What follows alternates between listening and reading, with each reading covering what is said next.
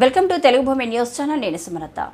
బోయినపల్లి మండలం శ్రీ దత్తాత్రేయ స్వామిని మనమందరం మామూలుగా చూసే ఉంటాం. అతని జన్మనామంగాను గాపురంలో పుట్టాడని పురాణాలు చెబుతున్నాయి.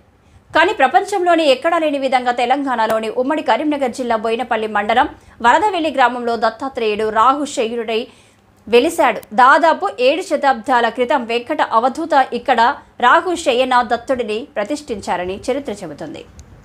అంతేకాకుండా ఈ క్షేత్రంలో ప్రత్యేకంగా వెంకటేశ్వర స్వామి కూడా వెలిసి ఉండడం మరో విశేషం. అయితే రాహుశయుడైన ఉన్న దత్తాత్రేయుడు పడుకున్న పాములా వెలిసి ఉండడం గమనార్హం.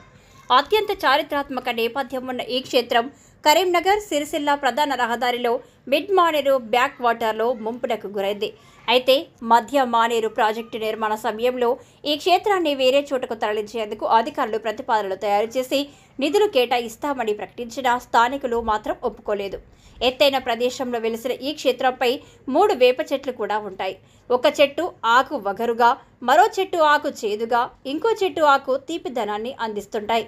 ప్రతి పౌర్ణమి రోజు ఈ ప్రాంతవాసులు దత్తుని సమక్షంలో ప్రత్యేకంగా వ్రతాలు చేస్తుంటారు. అయితే mid Maneru project back water కారణంగా సాధారణ భక్తులు స్వామివారిని దర్శించుకునే పరిస్థితి లేకుండా పోయింది. ఈ ప్రాంతానికి చెందిన భక్తులు మాత్రం ప్రత్యేకంగా బోట్లు ఏర్పాటు చేసుకుని స్వామిని దర్శించుకుంటారు. వేద పండితులు మాత్రం నిత్యం స్వామివారికి అలంకరణం చేసి నిత్య పూజలు నిర్వహిస్తున్నారు.